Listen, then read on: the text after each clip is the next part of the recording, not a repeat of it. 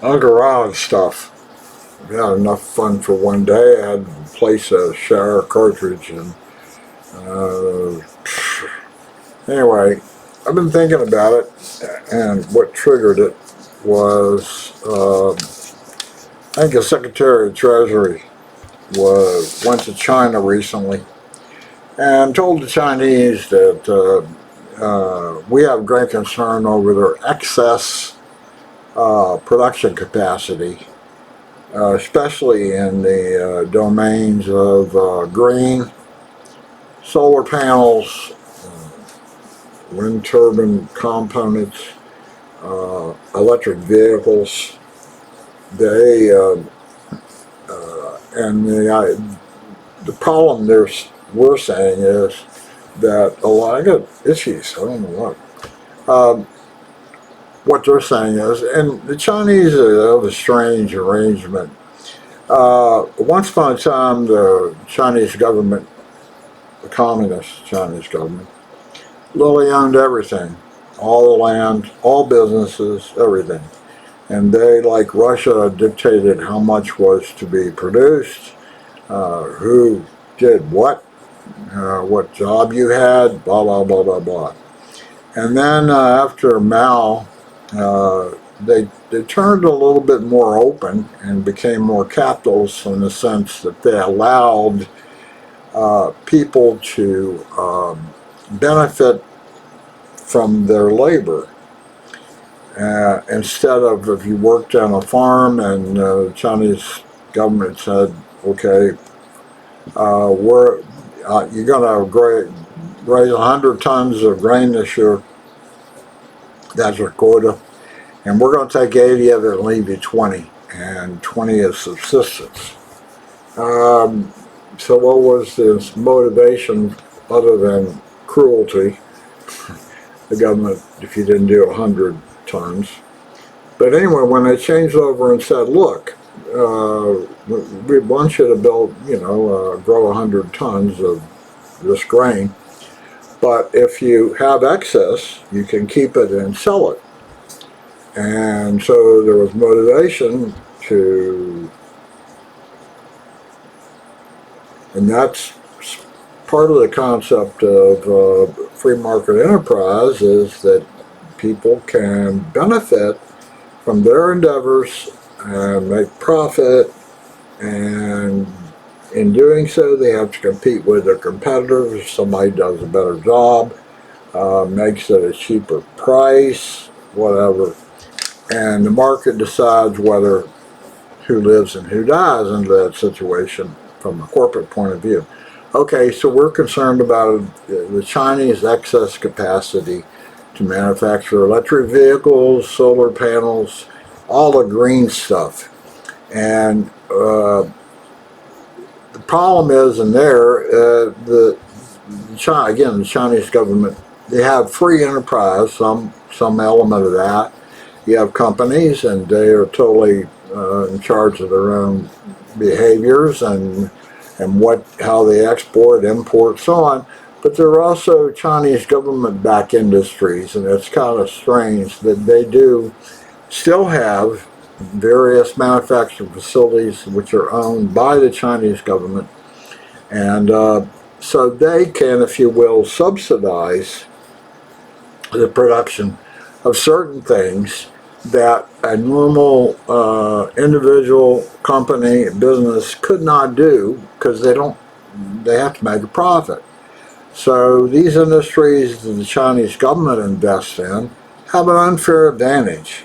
There is truth to that.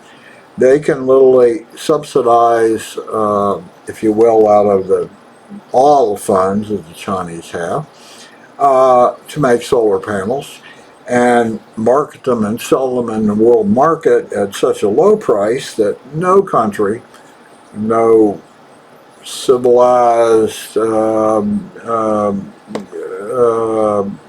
technologically advanced, let's put it that way, where the standard of living is high, and therefore the wages paid to workers are also high, they cannot compete against a product which the government subsidizes. So that's what the guy, the Secretary of Treasury, was over there complaining about, was that you got excess capacity in industries where you have subsidized it and you're basically dominating the world market in these products, and we don't like that because we can't, in the United States, home grow our own solar panel industries and electric vehicles. We have them going here, although Tesla's the only one I can think of right off the top. But in China, there must be 5, 7 different electric car manufacturers, and they are moving to export those worldwide, and the price is significantly less than the Tesla product. Even if you put tariffs on, and the U.S. government's already talking about doing that, if they're going to dump these low-price products which have government subsidies or don't, and that's the Chinese response to overcapacity is, look, we don't know how to do it better than you do. And there is some truth to that.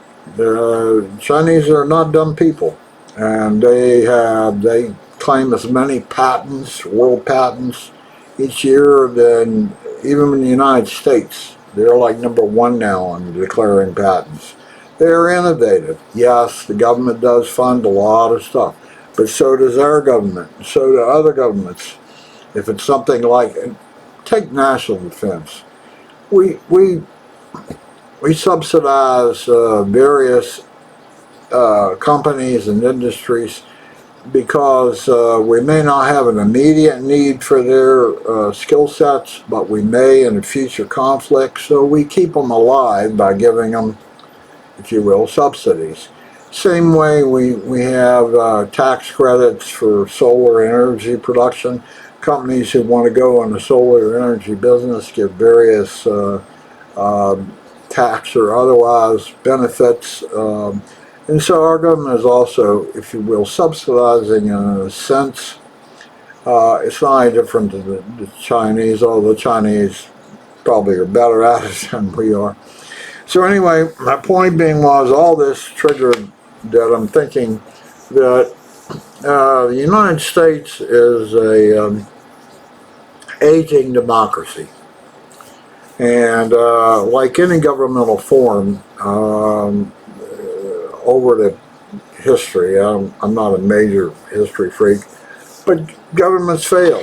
And, starting from tribalism, a tribe got to be such and such a size, and there had to be decisions made. Do we move? Things are getting sparse here, getting overcrowded, the resources are getting scarce. There's something bad with them, more water, I don't know. A decision had to be made, and you can go around and, count hands. How many want to move? How many don't want to move? And, what if you come up locked up? So over time, there were leaders got established. And over time, I'm aware of kingdoms.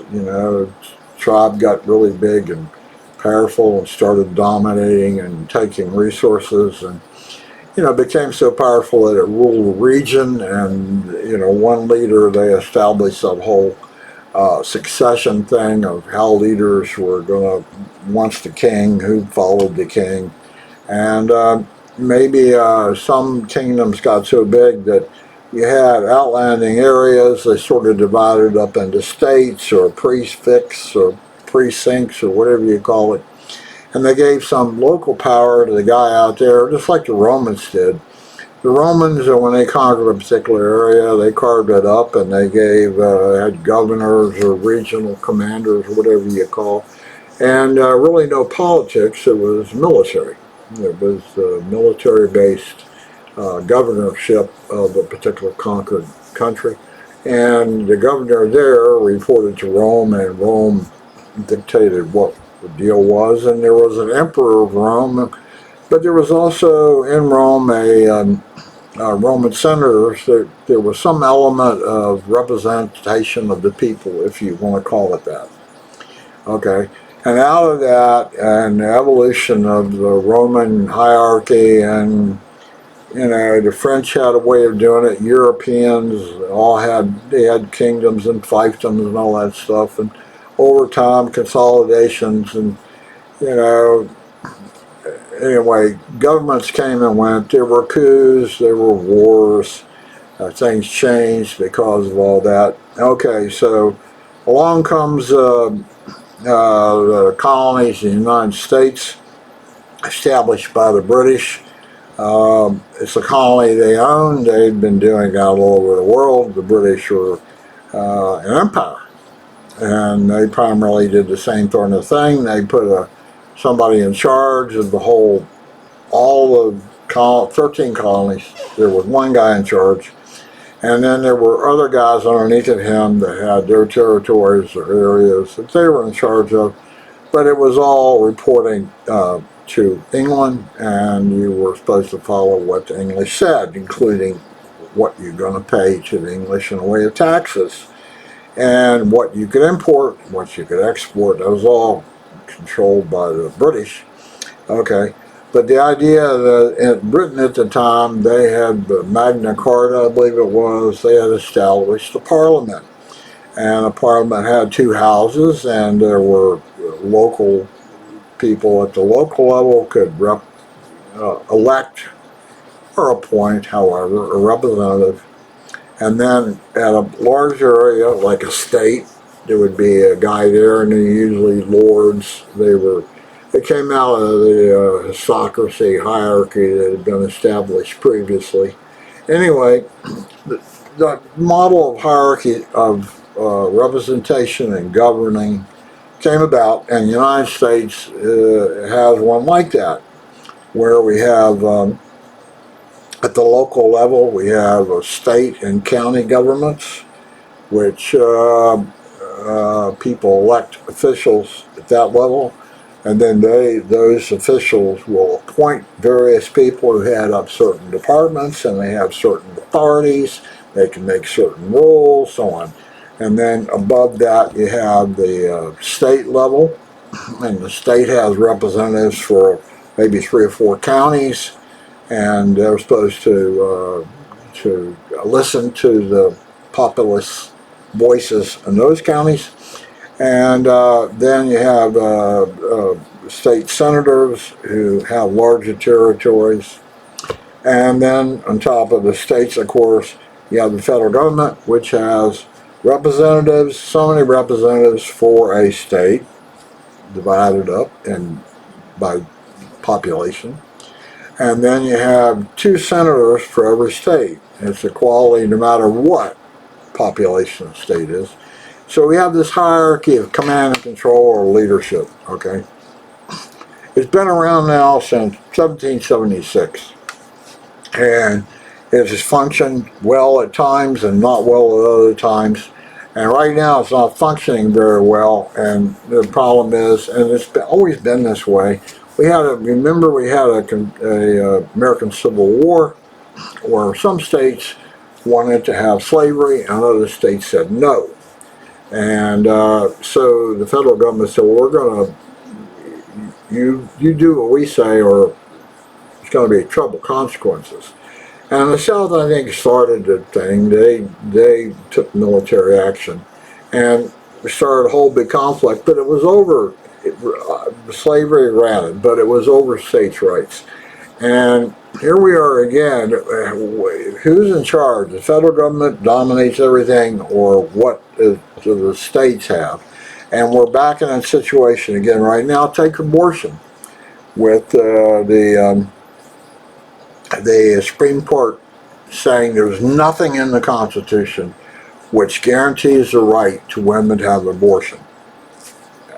Then that there was never a law written.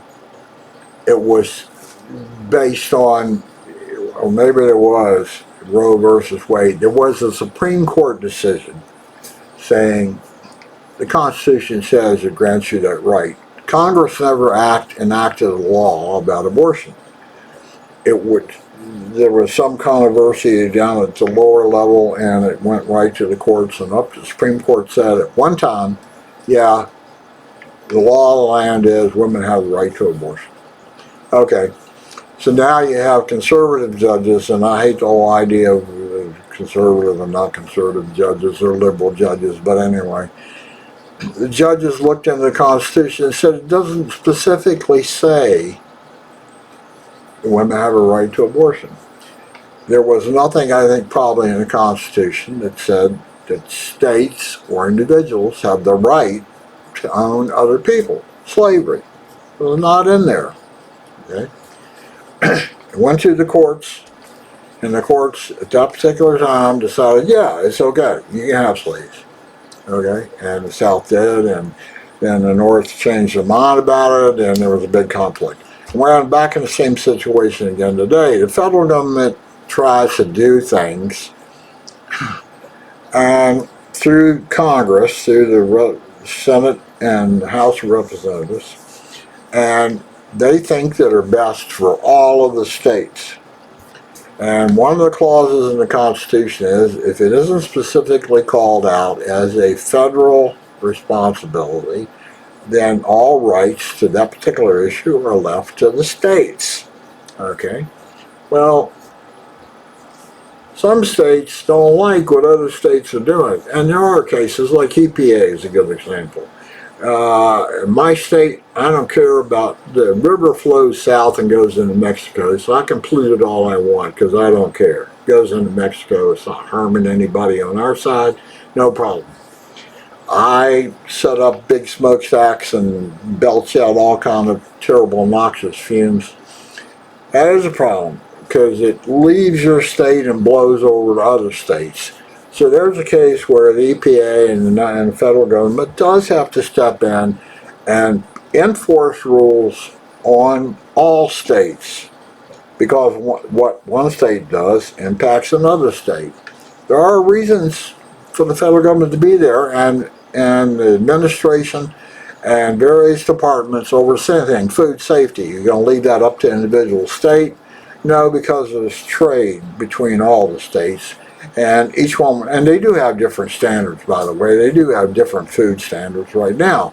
But there's at least some federal level of food standards, minimum, on top of everything. Water purity, so on and so on. Federal have a right, and they have a huge administration up there on those sort of issues. But there are other issues where ones that aren't specifically called out, like abortion, where a state might take a certain view on it, another takes another view.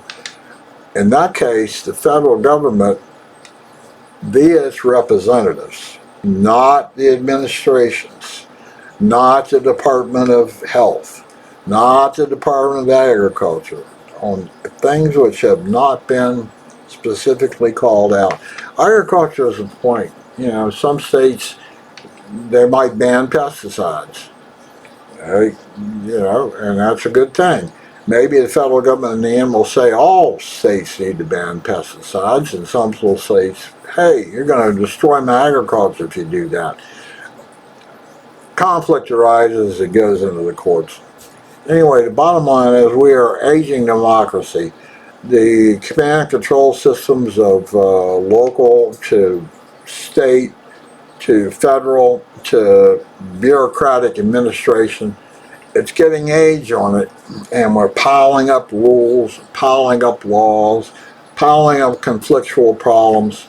New rights are being asserted. People are saying, hey, I should have the right to do this or right to do that, and that clashes with other people in their state, or it clashes with one state clashes with another, and the federal government is saying, well, I'm the power. I make the decisions. And you have Congress unable to make decisions, or in our two-party system, it's either this or that. Not much in between. So we're an aging democracy, and our history has made us a militarily strong, economically strong world being. Various reasons for that. History started with probably World War II and the attack on Pearl Harbor. That caught us by surprise, and horror. We were not isolated from the rest of the world anymore. That was always one of the advantages we had. It was hard to get here, hard to do things to us because we're thousands of miles away from Europe, away from Asia, China, Japan. Pearl Harbor had a lasting impact. And then 9/11 shrunk the world even more, and various terrorists now can, by getting into the country by immigration or by other means. So, but we have kept our due diligence on our defense. We spend more money on defense than probably the next 10 countries combined. And after World War II and the atomic bomb, of course, then we got into a Cold War with Russia, Soviet Union at the time. And we basically spent them into defeat. Reagan did that. He spent so much money on defense, and they could not keep up. And they sacrificed literally their standard of living for all their people so they could build bigger and better bombs and missiles and stuff like that. And it just crumbled.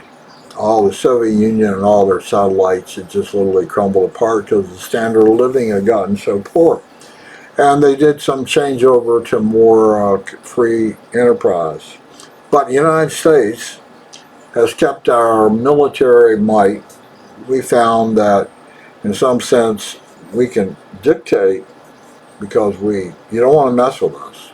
You better do what we say. We have economic power, and we control the worldwide banking system. Everything is exchanged in U.S. dollars. If you want to trade with us, you have to produce U.S. dollars. And a lot of times you have to take your dollars, buy gold with it, take the bowl of gold and buy U.S. dollars with it. If you want to trade the United States, we can deny countries' ability to trade because we control that worldwide banking system. And we have lots of power. We have military power. We have people stationed all around the world.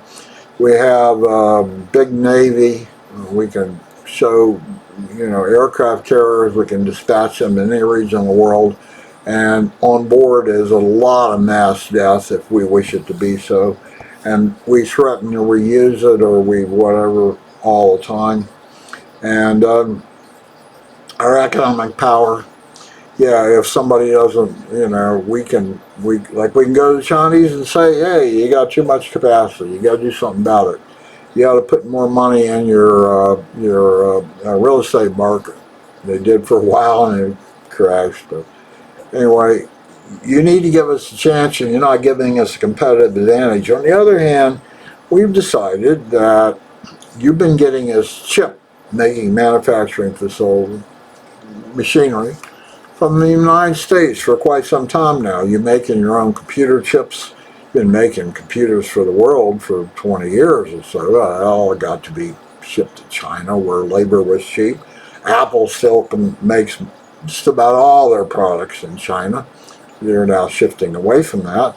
It was really stupid in one sense to have a single source in your supply chain for your products. Anyway, we have decided that all that chip manufacturing, it was good when they were making stuff, cheap computers, and everybody could have a cell phone for $50 or something. We liked it all then. But then somebody started thinking, well, they're probably using those chips they're making, and they're also designing their own, and they're putting them in missiles and bombs and stuff, becoming a military threat. So no more. You can't have any more of our chip manufacturing equipment.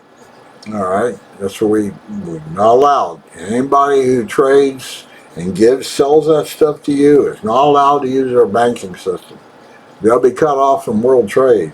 We mean business. Okay, so of course the Chinese, that is a hurdle to them, but how long will it take for them to come up with their own chip manufacturing equipment and facilities? Not very long, because the state's going to subsidize those companies who want to do this, and they'll be up and operating quick, if nothing else by reverse engineering what they already have and applying the talent that they do have in China to make new stuff. And they'll be making better chip making equipment than we have, not too distant future from now. Okay, So we're an aging democracy, but we still have teeth. But we're being challenged economically and militarily. Countries have zones of interest. It is true probably that Putin and Russia would like to be the empire they were at one time, with Yugoslavia, Romania, Bulgaria, Poland, um, Czechoslovakia. Those were all countries that were satellites of the United Soviet Socialist Republic, USSR. And Putin would probably like to have all those backs underneath of his spear. He probably thinks that what happened was like the American Civil War. It ended a different way. The northern people who didn't want slavery became a country, the United States of no slaves, and the Confederacy became a separate country, the United Country of Slavery. There were two countries.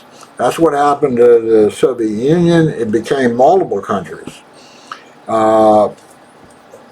It sort of dissolved into that. And I think Putin would say, hey, well, he's president of the northern no slaves, but he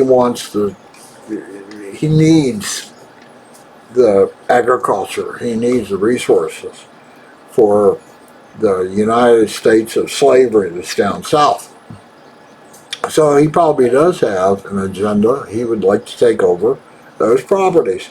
And one way to do that is economically, and one way to do that is militarily, and he's probably trying to build up both. He's certainly got plenty of natural resources. But here we are, I'm back on America as an aging democracy. We haven't kept up very well. Our foreign policy is difficult. Certainly true balancing. Israel is a current example of that. You want to support the Israelis and the existence of the state. On the other hand, they are not exactly doing what we're telling them to do. They are not a puppet country of the United States.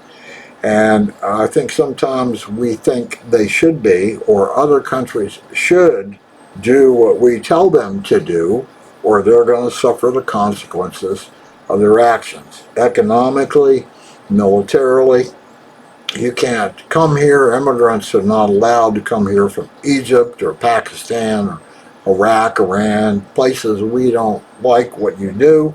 We don't like how you think. We'll put barriers up. And but we're getting age on us as a democracy.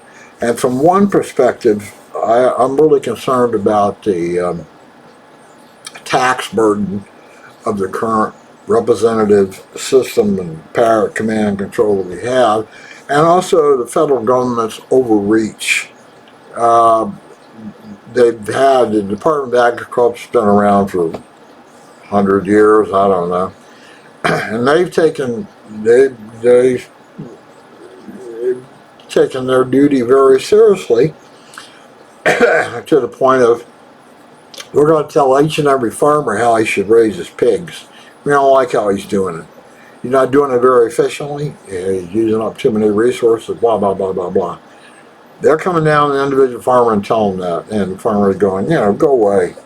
That's true in lots and lots of cases. The federals are thinking they're in charge of everything, and they know what's best. And you'd like to say they probably should or do, but it's the irritation of the feds controlling everything. And our representatives and senators, they can't enact every law. They're not going to enact a law that says how pigs should be raised. The Department of Agriculture has administrative authority to make rules like that. That's the problem, is that under the democracy model, you have to have administrations that have power to come up with rules and regulations that are not enacted by representatives. They've been given authority by the representatives and the senators and the congressmen and all those people, and whatever the president decides he wants to do. Okay, it's becoming cumbersome and not working, and rebellion against the very aspects of it States don't like being told what to do with their resources. They don't like, like Alaska, they want to have oil exploration. It's good for their economy. The federal government's saying, no, we're not going to do that with it. We don't want to do any more oil at all. We want pipeline put down the East Coast. We need natural gas pipeline so we can convert over to cleaner fuel and get away from coal. And the government says no. The federal government says no. We're not going to authorize that. Those sort of conflicts are becoming much and much more common. And my problem is that the federal government is overreaching. And this is a complaint that's been going on for since the Civil War. The government overreaching. The government is going to tell individual states what to do about everything. Immigration is an example. The Fed should be in charge of immigration, but they're not doing it. Texas started taking action. The Fed says, you can't do that. Texas says, but you're not doing it. The Fed says, that doesn't matter.